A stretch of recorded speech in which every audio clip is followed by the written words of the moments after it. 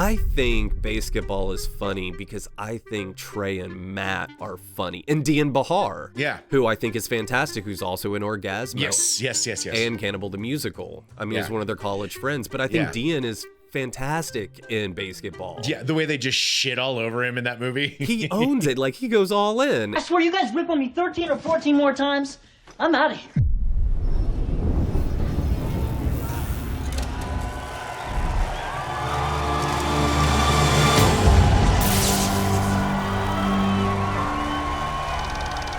Welcome to another episode of Back to the Podcast. We are your hosts, Justin Neal, and I am Chris Lawler. We just want to thank everyone out there for listening and watching. Please hit that like and subscribe button on the YouTube channel. It really helps us out a lot more than you think. Also, join the conversation on the Facebook group at Back to the Podcast Discussion. On today's show, we're going to have some fun. Justin and I will be talking about our comfort food movies. You know, everyone gets down on themselves a little bit and needs a little pick-me-up. So we're going to talk about those ones that lift us back up and make us feel good. Justin, how are things and what did you see this week? Things are a little down around here in the household. The family dog of 10 years, Jinx, passed away on Saturday unexpectedly. So this is a house of mourning at the moment. We're all very sad. Oh, man, I'm so sorry for you. You know, he led a good life, but it did definitely bring up the idea of, you know, comfort movies and what do you put on when you feel bad. And so I thought that would be a good thing for us to talk about today because it's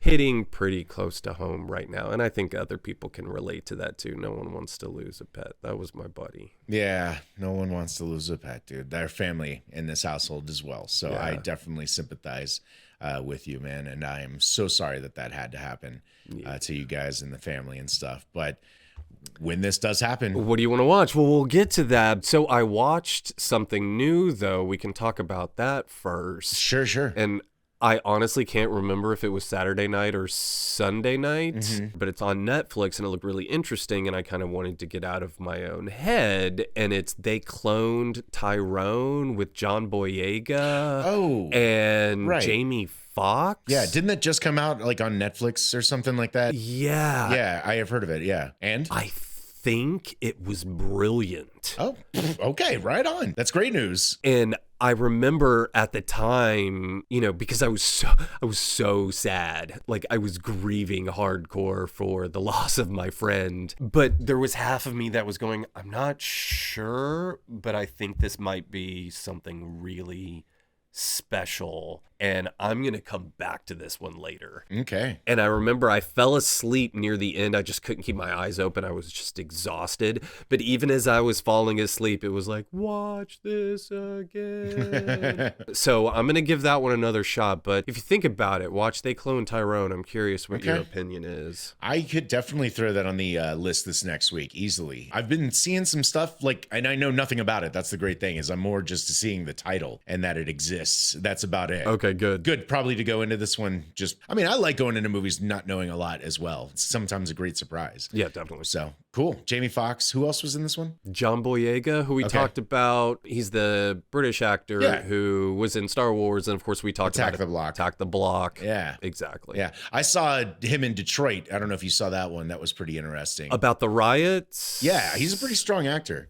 I definitely liking Boyega's journey right now. With They Cloned Tyrone, I think it was like a blaxploitation sci-fi social satire.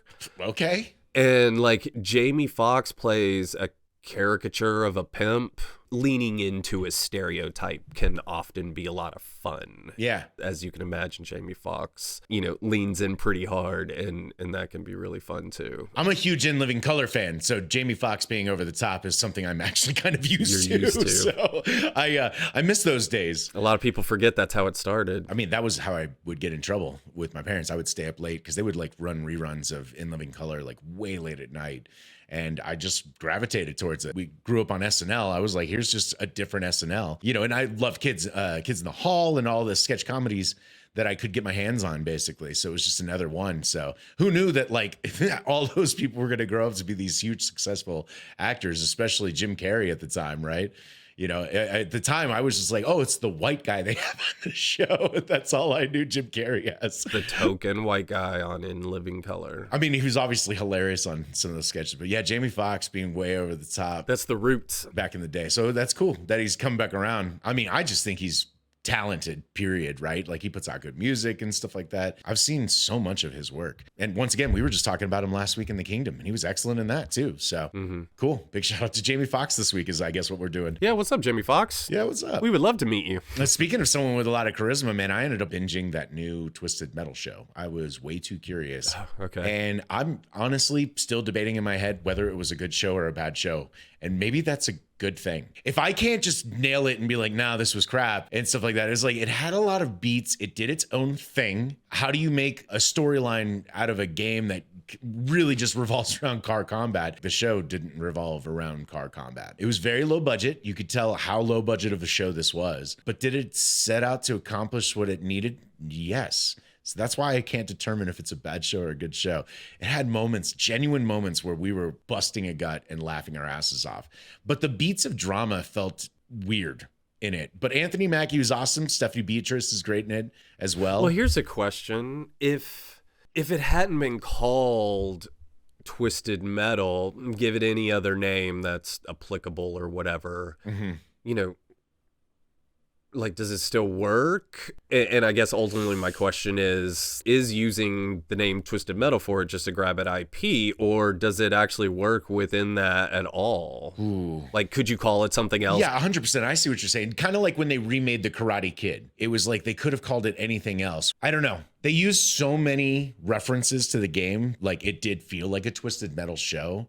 But like they did their. But you said there's no car combat. Not really, man. There's a little bit in the first few minutes of the first episode. It's like a buddy comedy road trip movie show. It's a show, but that's what it is, right? Car combat's expensive. Like doing all that stuff costs money. And that's why I was like, I think they were really like under budget on this. I don't know how I felt about what they did with it because obviously I grew up just watching the car combat. I don't know. Fun with some alcohol. Yeah. Oh, sure. Well, booze can help a lot. We kind of dabbled in a few other things, but I think I started Hackers the other day again. Love that movie. That's comfort food. That's comfort food. Exactly. I was like, I don't know what to do. Let's throw on something familiar and comfortable. So let's dive into it, man. When you're sick or feeling down, especially this week, like what is that thing that can genuinely help you with, you know, escaping all of that, take you back to, you know, better times or make you just feel better? What is that one? I was thinking about this and I didn't want to talk about movies that we've already talked about. It's hard, right? Yeah. And because a lot of those are comfort food. But one of the ones that we haven't talked about that's at the very top of the list is Bill and Ted's Excellent Adventure. Great. Alex Winter. Great choice. Keanu Reeves. Yes. So this was a movie from my childhood that I have always loved. It's one of the first movies that I ever memorized from start to finish. Wow. I could probably still do most of it.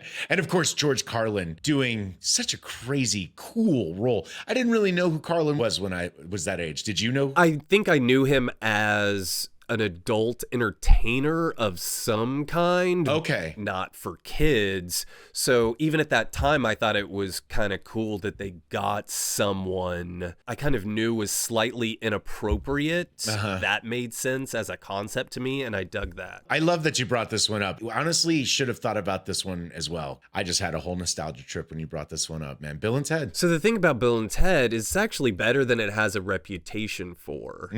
And a lot of that is because of Keanu, of course, and the career that he's gone on to have. And Bill and Ted was always sort of like hung over his neck as an albatross. Whereas actually, I think he's really good in that. He is. And you know, honestly, he's kind of doing the same character in Parenthood. I don't remember seeing that movie. Oh, dude, Parenthood with Martin Short, Steve Martin. I'm familiar with it. Yeah, he plays the love interest of one of the daughters. So he's just kind of like playing a stoner teenager type. You know, it's not necessarily exactly Ted. Kind of hapless. There, great description. Yes. So I hate to say it, but whenever people were like kind of dogging on him for that, it's like, yeah, but then he kind of does the same thing in this other movie. And he's amazing in it. It's a performance. It's a little more cartoonish in Bill and Ted, but yeah. It's absolutely cartoony, but also And I've always kind of defended it in terms of Bill and Ted actually gives a really interesting history lesson, like across the board. Okay. Even going back to ancient Greece. Socrates. All we are is dust in the wind. Uh-huh. And also the only true wisdom consists in knowing that you know nothing. Nothing. That's us, dude. But that's actually stayed with me my entire life. And when I've, studied philosophy, that's something that I took. And also things like Lincoln's birthday. February 12th, 1809. So it's just interesting. That's a movie that on the surface, sure, it's silly and there's a lot of that stuff, but there's also actual facts and nuggets of history and truth. Yeah. And the funny thing is that as many times as I've now seen reporters talk to surfers on the beaches of California, I'm like, those guys aren't too far off from what they were doing in that movie. Yeah. It's a SoCal thing. But anyway, Bill and Ted's Excellent Adventure, it's a movie that I grew up with. I still love it. Big It's thumbs so up. quotable. Great characters across the board. Really interesting. I like Bill and Ted's Excellent Adventure. That is something that's very comforting to me. Nice. What about you, man? What's at the top of your list for comfort? It's Wayne's World. It's easily Wayne's World, man. It's what we're doing. But what I'd really love is to do Wayne's World for a living. Exactly, right? We're in our basements. Actually, I'm not. You're in your basement. I'm up where there's actual sunlight, but I'm above ground, actually. I have a great view. But yeah, staying in the same vein, man, I like that stupid kind of humor. Wayne's World was one of the first movies that I saw over and over and over and over again at the theater. And then it came out, and obviously I got it the second it came out on VHS because they didn't have DVDs. I make it a point at least once a year to throw that one on. Once again, have that movie memorized, have all the stupid jokes memorized and stuff. Yeah, totally. Humor in there still kind of works, man. It's probably the best of the SNL skits turned movie. Yeah. I think it's probably the most solid. Can you name a better one? No. Anyone out there? Can anyone name a better SNL turned movie than Wayne's World? I know some people are definitely going to hark in on the Blues Brothers. Oh, that's a strong case. And there's some huge superstar fans out there. And I definitely know that my wife loves Night at the Roxbury a lot. And hey, look at the face you made. I love how stupid that movie is, but we're not going to talk about that one right now. Talking about stupid movies, I thought you would appreciate this. I have a parody on my list. Which one? Probably the only parody that I really love is Trey Parker and Matt Stone's Team America. Is that a parody? Yeah, of Jerry Bruckheimer action movies. Okay, just doing it with puppets. But it works because it still plays on its own. Matt Damon. I would say anything by Trey Parker and Matt Stone is kind of comfort food for me, but I love Team America. What was it I saw? Basketball just turned 25 yesterday or whatever. So the thing about Basketball is they didn't make it themselves. They got hired to be in it, and it was early on in South Park, so they were just trying to make what money they could while they could. Yeah. Which I can totally understand. But I know they didn't write it, but I still appreciate it. It still felt like a lot of their humor got injected in that movie. I think Basketball is a little underrated. I do too. And really, Trey and Matt, I know it was a difficult thing and they've kind of disowned it and everything, but Yeah. I still put it on occasionally. I would say that's comfort food for me too, because I think they are funny. I 100% agree. There's still a 13-year-old kid inside of all of us, right? That movie just strikes a lot of things. I can't believe I saw that post. I mean, once again, a lot of the movies that we grew up with, I'm seeing are like They're hitting 25. celebrating their 30th anniversary. And you're like, oh, shit. Another one that came out 30 years ago that's on my comfort list is Dazed and Confused. Ooh, there's a which good is from your part of the country. one. I grew up in Texas, so I love that. Okay, so my older sister, we're 3 years apart in age, but 4 years apart in school. So when she went to college out of state as a freshman, I was just going into high school as a freshman, the one that she had just graduated from. And she was in the theater department.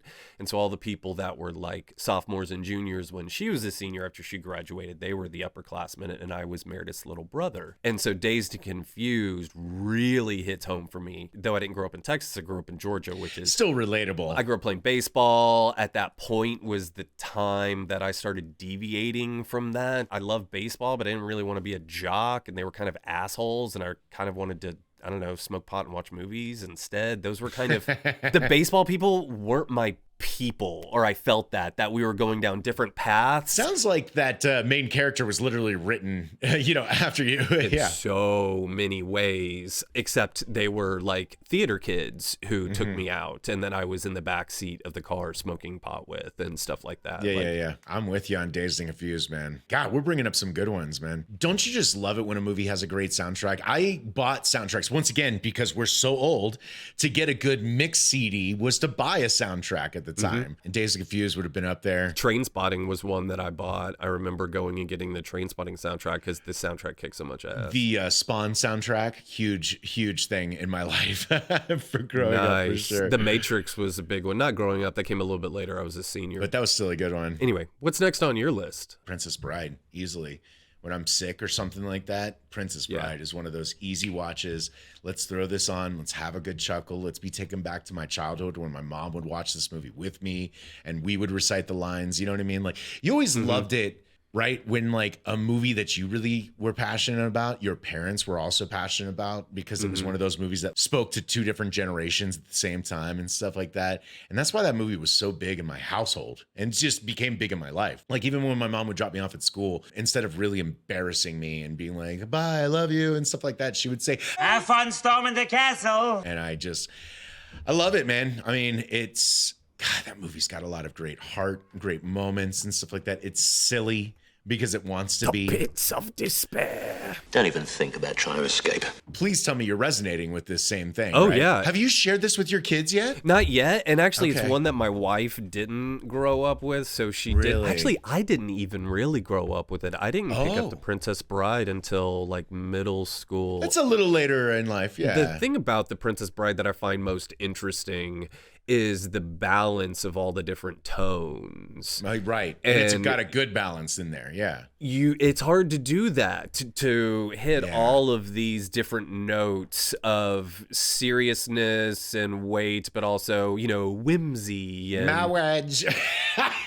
I can't help myself. Speaking of Rob Reiner, one of his other movies that's a comfort food for me is This Is Spinal Tap. Okay. But I didn't grow up on it. So I like mockumentaries. And the first one that I saw was Drop Dead Gorgeous in the theater. It came out in 1999. Yeah. And I knew it was a mockumentary because I guess I was 17 or 18 at that point. But I knew Kirsten Dunst. Yeah. And I knew Denise Richards. Like, I knew these people, but it was done as a documentary. So Yeah. I just got the joke, even though I'd never seen a specific example like that before necessarily. Hey, I saw that one in the theater too. I loved it, man. That was a great comedy. I was the only one laughing in the theater. I don't know about you. I was laughing my ass off. I think everyone else was really confused. Yeah, I think it hit I remember that movie kind of bombing pretty hard. It did. No one got it. I was laughing my ass off because I knew who all the actors were in that movie too. So I was like, they're just making fun of beauty pageants and like the how over the top everything is. It was hilarious. What was it? I'm pretty sure Denise Richards comes out with that Mount Rushmore thing on her head, and I was fucking dying, dude. And so I was like, okay, mockumentaries. So I looked it up, and then I found others, and that's when I found Rob Reiner's This Is Spinal Tap, which is kind of the Mockumentary, right? proto mockumentary. And so it has since become one of my comfort foods because I love it so much. Once Christopher Guest took the reins and started kind of like overseeing them instead of Rob Reiner, Best in Show's one, Waiting for Guffman, stuff like that. I like the mockumentaries a lot. Those are comfort food for me. Wow. I've actually not seen those Christopher Guest. Very familiar with them and stuff like that. But just those came out at a weird time in my life where I just like couldn't just go see everything. I was like, I think just moved out on my own and stuff, was broke as hell and stuff. So like going and spending money on the movies like I grew up doing with my family is just not an option at that time. But I'm glad you brought those up. I need to go see those. Go back and check those out. Yeah, that's what I'm saying. I got to add those to the list for sure. Just go on a Christopher Guest binge. Now, the funny thing is, I actually did grow up with This Is Spinal Tap. My dad introduced me to that. I was very young when I saw that movie for the first time. Didn't know all those actors, didn't understand the joke. Was like, this is a real, I don't care about this band. Yeah, this band sucks. They're terrible musicians. These songs are terrible. Like, why does my dad like this band so much? And then they showed up on The Simpsons. Then I went and saw it again, understanding, what was going on. And obviously, very much enjoyed that one. It plays better, sure. Yeah, this is Spinal Tap. And I know musicians out there love that movie. Like anytime they interview a musician, like that's like one of the number one, like their comfort food on the tour bus and stuff like that. That makes sense, sure. Yeah, just relating and giggling. Whereas I like The Craft. Like, I want to make a mockumentary. Yeah. I don't relate to the musicians at all. I relate to the people that are making this. I technically have made a mockumentary now that I think about it. One of my first short films was one. That's awesome. It was the Sandwich Project because the Blair Witch had just come out. Me and some friends needed to make a movie. So I was like, well, I got night vision on the camera, which was like a big deal at the time because I'm old. We are, yeah. But I went out at like 3 a.m. with them. We had just ransacked like a Subway and gotten a bunch of napkins and like sandwich wrappers and pretty much walked through this little wooded area and kept going, oh my God, there's a wrapper. It's the sandwich. It was the dumbest thing ever, but we were having a great time, obviously, doing it. So yeah, I guess one of my first short films was a mockumentary. Well, yeah, I definitely need to see more of those mockumentaries then. I'm not as familiar with those. Catherine O'Hara is great. Parker Posey, the cast of people that they've kind of, built their troupe. The troupe of thespians that he's been gathering over the years. They're pretty impressive. I love Parker Posey. She makes Scream 3 totally worth the watch. You've mentioned that before, yeah. I love her. She's so awesome in that movie. She's great in Dazed and Confused. Oh, yeah, right. That's right. Wipe that face off your head, bitch. Love that line. She's kind of psycho and Dazed and Confused and scary in that one. But so good. She's the indie queen, yeah. Love Parker Posey. So what are some other, honorable mentions? I know we're getting to the end. So for me, some of the ones would be like The Hunt for Red October is comfort food for me. Encino Man is comfort food for me. I've mentioned Young Guns before. That would be comfort food. Yeah. Give me one more. Let's make it 5. The Goonies. Oh, nicely done, man. For me, definitely Spaceballs, Clue. Oh, okay. Clue for sure. Just silly ass fun in that one. But it's really, really clever. Clue is. Yeah. Then Maverick, the Mel Gibson. Jodie Foster. I love that movie. And what's his name? Oh, God, why did I just draw a blank? You made me draw a blank by asking me. The Great Escape. Garner? James Garner. That's not who I was thinking of. I was thinking of Alfred Molina as the big Mexican. But yes, James Garner. Because James Garner was in the original Maverick. Who directed the remake? Wasn't it the guy that did the Lethal Weapon movies? Richard Donner? I want to say it's a Richard Donner movie. Dick Donner? It is Dick Donner.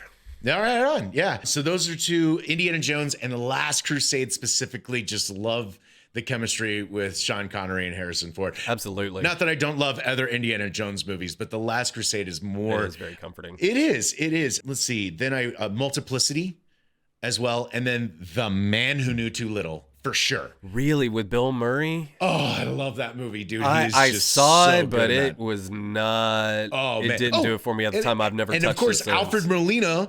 Again, in that one, playing the Russian in that one. And I love Alfred so much. He's a great character, actually. I can't believe that you don't like The Man Who Knew Too Little. I've run into a lot of people that say the same thing, and I'm like, I just love it, man. What's the common denominator here? What is it? You! Oh, I was like, do you just hate Bill Murray or something? But Multiplicity, for sure, is some serious comfort food. Love Michael Keaton in that one. Yeah, Keaton's great. Beetlejuice is comfort food. A lot of this stuff we've talked about before are definitely Ghostbusters is comfort food. Oh, right. We forgot to mention that. That's like one of... The Burbs is comfort food. Watched that this last week with the wife. Finally introduced her to that. She had a good time with it. Awesome. Yeah, she finally saw it. Well, there you go, man. I know we could definitely do another episode on this. And we will. Definitely let us know in the comments below what your comfort food is. Maybe we'll do a whole nother episode based on some more comfort food based on your suggestions. So, oh man, I had a lot of fun again today. These have been great. I love that we get to sit down and just do this, let our mind wander and just talk about these movies. Yeah, thank you for doing this with me. I kind of needed this. Thanks for coming and taking a break. Just to get out of my head and talk shop. Yeah, so thanks again for everyone out there listening, tuning in. Yeah, so I hope everyone's well out there, and thank you for listening, and yeah, we'll catch you on the flip side.